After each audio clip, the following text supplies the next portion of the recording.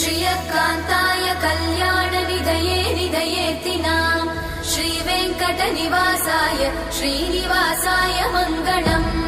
लक्ष्मी सविभ्रमालोकसुभ्रूविभ्रमचक्षुषे चक्षुषे सर्वलोकानां वेङ्कटेशाय मङ्गलम् श्रीवेङ्कटाद्रिशृङ्गाग्रमङ्गलाभरणाङ्ग्रये